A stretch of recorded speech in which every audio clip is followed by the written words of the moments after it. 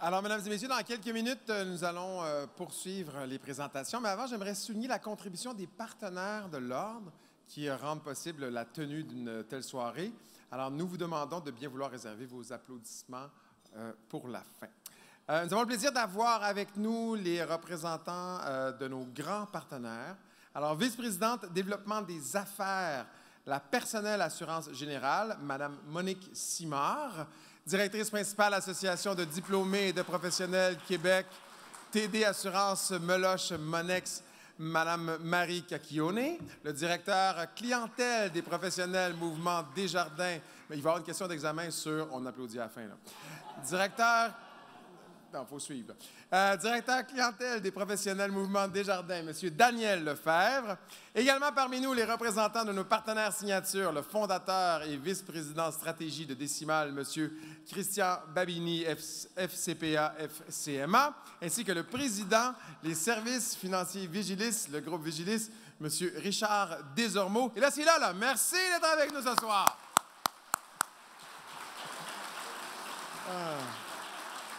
Il y a tout le temps quelqu'un qui est là. Qu'est-ce qu'il a dit? On fait quoi? On applaudit pendant? Non, à la fin. Maintenant, permettez-moi de vous parler brièvement de la Fondation des comptables professionnels agréés du Québec et de ses donateurs majeurs. Il y a quelques semaines, la Fondation a mis en place un nouveau programme visant à reconnaître l'ensemble des dons versés à vie par des individus, des cabinets et des entreprises. Ainsi, la Fondation souhaite ce soir rendre hommage à ces grands donateurs qui, par leur contribution exemplaire, témoignent de leur attachement et de leur sentiment d'appartenance à la profession de CPA. Pour le président du conseil d'administration de la Fondation, M. Michel Véraud, FCPA, FCMA, ces donateurs sont les pierres d'assises de la Fondation et des modèles remarquables pour la relève qu'ils soutiennent depuis de nombreuses années. Saluons les grands donateurs présents avec nous que vous reconnaîtrez par leur boutonnière blanche. Alors, chers donateurs, à l'appel de votre nom, je vous demanderai de vous lever. Quant à vous, distingués invités, veuillez réserver vos applaudissements pour la fin. Applaud at the end. Saluons les donateurs majeurs qui ont versé 25 000 $ ou plus à la Fondation. Monsieur Roch Leblanc, FCPA, FCA, Industrielle Alliance, Assurance et Services financiers, représenté par Mme Lynn Pelchat, CPA, CA, Pratt & Whitney Canada, représenté par Mme Mireille Boily, CPA, CMA, et le Mouvement Desjardins faisant partie du Cercle des philanthropes émérites en reconnaissance de sa contribution exceptionnelle de 50 000 $, représenté par M. Daniel Lefebvre. Merci à vous tous de votre précieuse collaboration.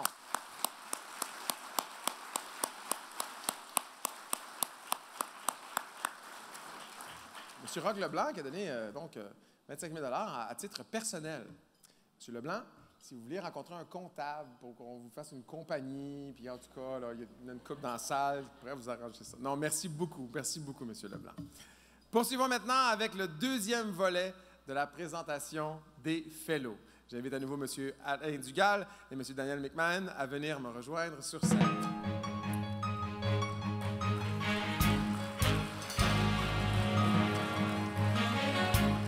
Mesdames et messieurs, découvrons maintenant M. Michel Sanson, nouveau FCPA.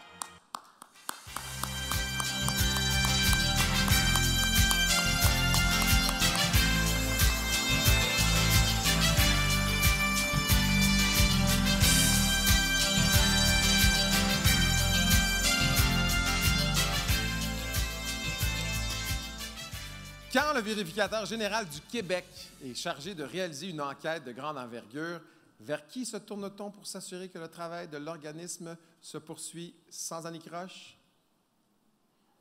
Michel Sanson. Évidemment, qui a assuré l'intérim en virtuose pendant plus de 3 ans, tellement il est versé dans la supervision de plusieurs équipes d'experts œuvrant auprès d'entités gouvernementales. L'optimisation des ressources constitue le fil conducteur de sa carrière. De 1990 à aujourd'hui, alors qu'il chapeaute à titre de vérificateur général adjoint 3 directions spécialisées dans ce domaine. Il a dans sa mire tous les grands secteurs, éducation, santé, transport, culture, finances, et traite des enjeux majeurs auxquels le gouvernement est confronté, notamment la modernisation de la gestion de l'État et les systèmes informatiques.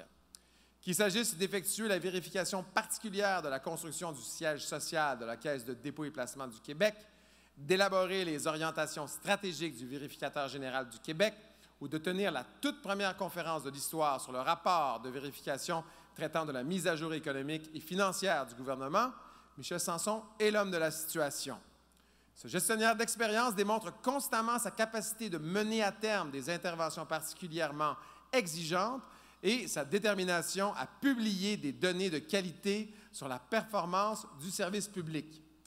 Des talents que ses pairs célébraient l'an dernier en lui décernant le prix CPA Émérite des regroupements de Chaudière-Appalaches et de Québec et le prix Excellence CPA secteur public avant de récidiver cette année en l'accueillant parmi les personnalités qui laissent leur empreinte sur la profession. Félicitations à M. Michel Sanson.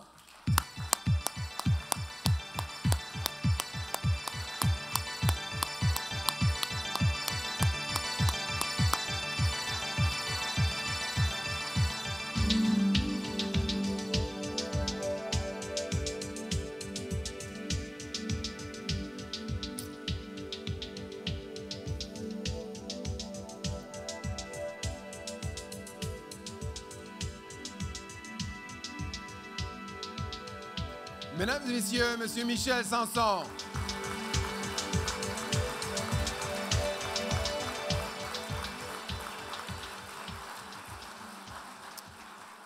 Accueillons maintenant un homme au parcours exemplaire, M. Jacques Aubé.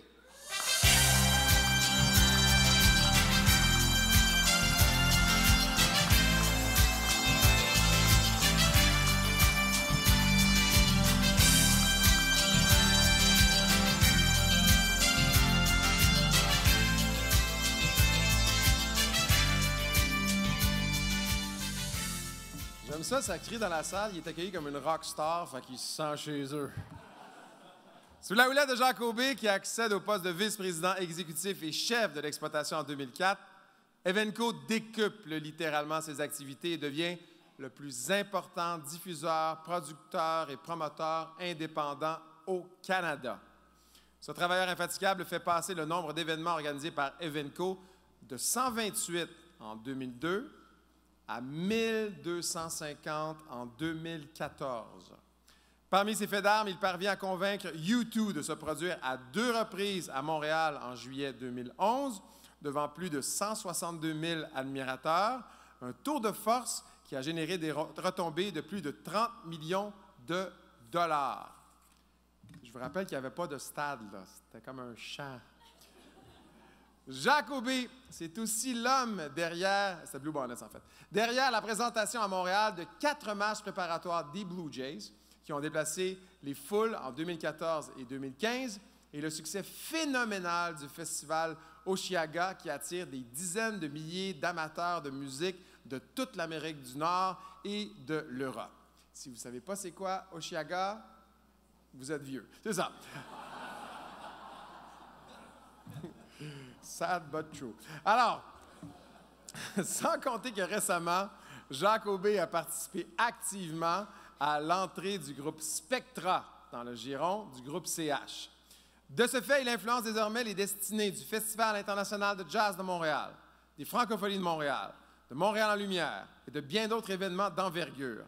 Par son esprit novateur et son audace, Jacques Aubé concourt à faire de Montréal une capitale du divertissement culturel, sportif et familial. Titulaire du prix Hommage de Destination Centre-Ville en 2012, 2 fois lauréat du prix Ulysse de Tourisme Montréal en 2011 et 2015, son apport exceptionnel au dynamisme de l'industrie touristique montréalaise fait de lui un ambassadeur de premier plan de la profession. Puis là, je veux juste vous dire, quand il va manger tantôt son repas, là, allez pas lui demander des billets, OK? Mesdames et messieurs, félicitations à M. Jacques Aubé.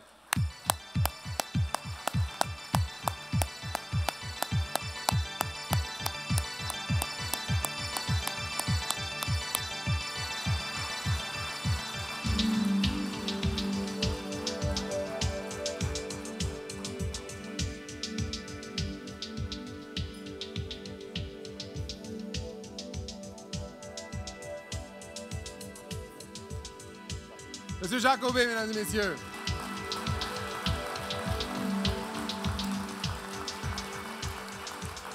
Nous poursuivons avec notre prochain FCPA, Monsieur Denis Chamberlain.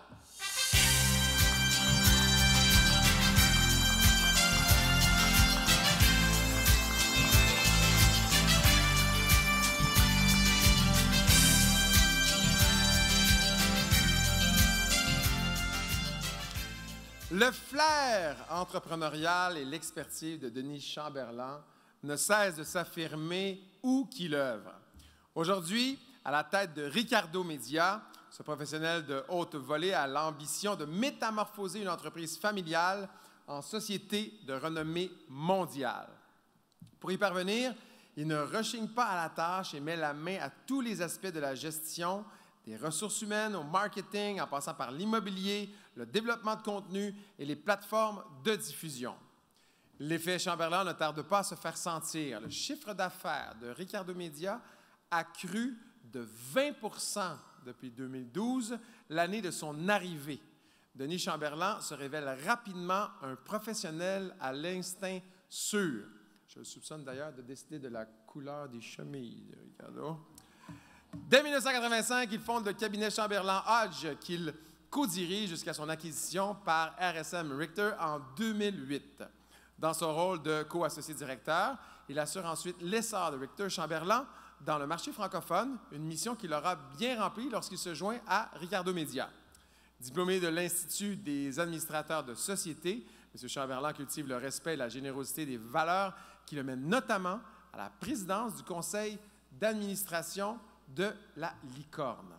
Sa force tranquille et sa grande rigueur s'y mettent à l'œuvre pour livrer un théâtre tout neuf selon l'échéancier et le budget prévu. La vitalité qu'il insuffle à la Licorne, avec l'appui de complices du monde des affaires, propulse sa campagne de financement vers de nouveaux sommets. À n'en pas douter, Denis Chamberlain a toute sa place dans le corps d'élite de votre profession. Félicitations, Monsieur Chamberlain.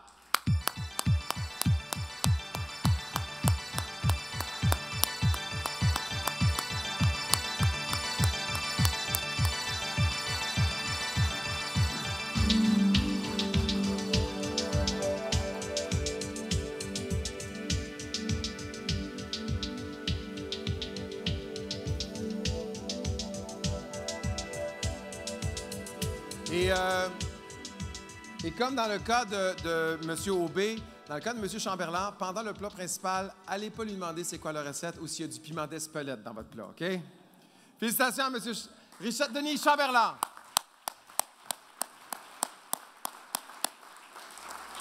Et maintenant, place à M. Richard Mérand, nouveau FCPA.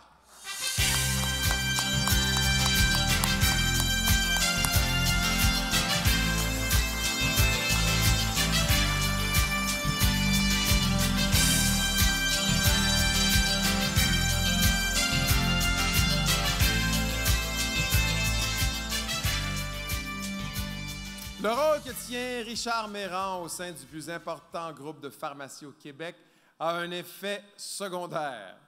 Il fait rayonner le titre de CPA au quotidien.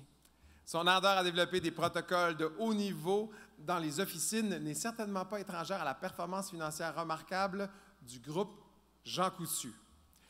L'un de ses faits d'armes remonte à 1995, quand il réoriente l'Académie Jean Coutu, un centre de formation spécialisé qui a, depuis, mis au point plus de 150 formations axées sur l'acte plutôt que la seule acquisition de connaissances. Richard Mérand imprime un virage majeur avec le programme IDEAL, auquel adhèrent plus de 50 franchisés afin de favoriser la prise en charge du contrôle de la thérapie médicamenteuse par les pharmaciens communautaires. À ce moment se greffe le développement d'un modèle d'amélioration continue des opérations en pharmacie inspiré de la méthode Kaizen. Quant à la saine gestion du capital humain, Richard Mérand en fait son affaire en élaborant, il y a 15 ans, un cours devenu obligatoire sur le sujet à la faculté de pharmacie de l'Université de Montréal. Personnalité pragmatique, M. Mérand n'est pas moins mu par un grand humanisme qui le pousse à siéger à plusieurs conseils d'administration et à présider le conseil de l'Association des bannières et chaînes en pharmacie du Québec. Son engagement et sa réussite professionnelle, qui ont d'ailleurs été soulignés par l'Ordre des pharmaciens du Québec, le placent dans la classe des CPA qui inspire respect et admiration à leur père. Félicitations à M. Richard Mérand.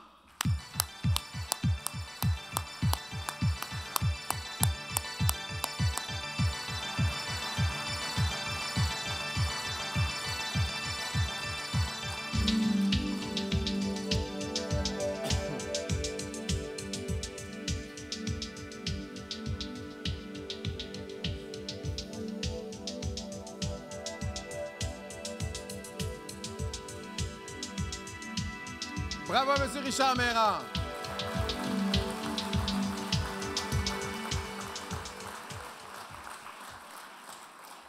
Je vais aller voir M. Mérand tantôt parce que je prends un médicament. Je veux savoir si je peux prendre du vin en même temps.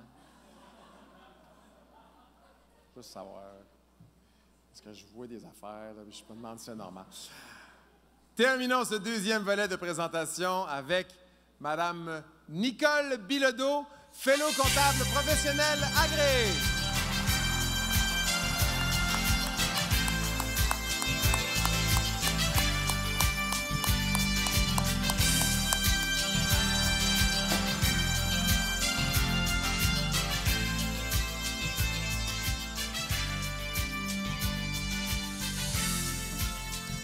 On peut l'affirmer d'emblée, Nicole Bilodeau est une référence en matière d'administration scolaire.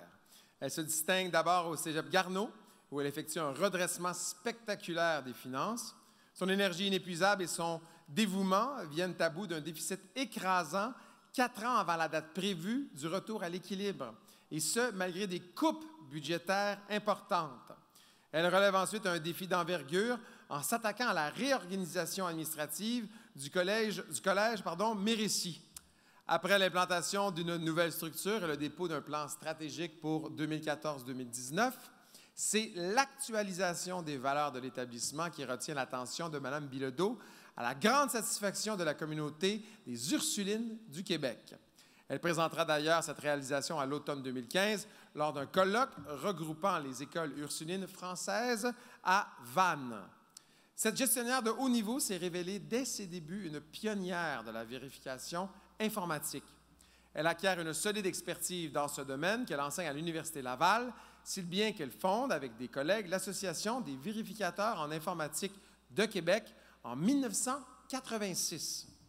Très active dans le milieu des affaires, Nicole Bilodeau siège à plusieurs conseils d'administration, dont celui de TopMed, Centre de transfert technologique en orthèses, prothèses et équipements médicaux.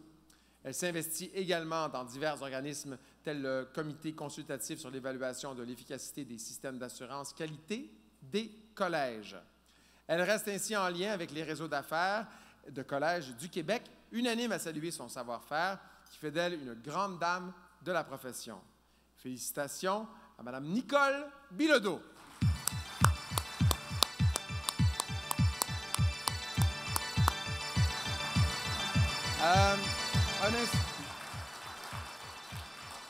Là, on va prendre des photos. Souriez, Mme Bilodeau. Moi, j'ai une petite surprise pour vous. Souriez, là, quand même. Là.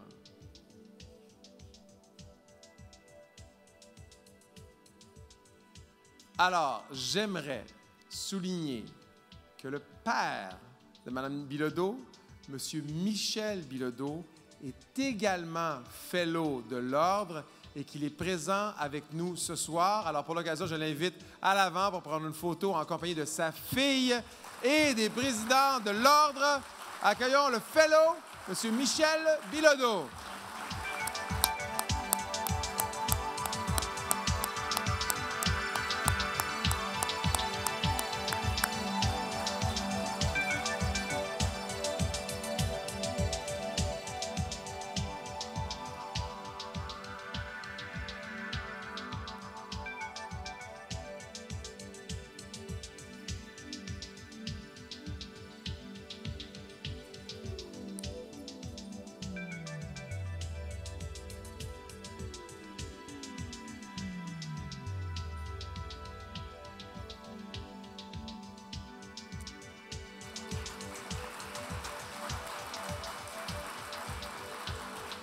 Alors, dorénavant, ben, ce sera les Fellow Bilodeau.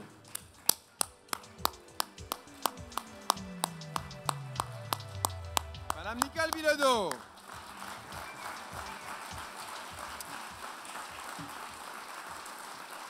Merci beaucoup, messieurs. Merci. Merci à vous tous. Nous vous retrouvons après le prochain service pour le 3e volet des présentations.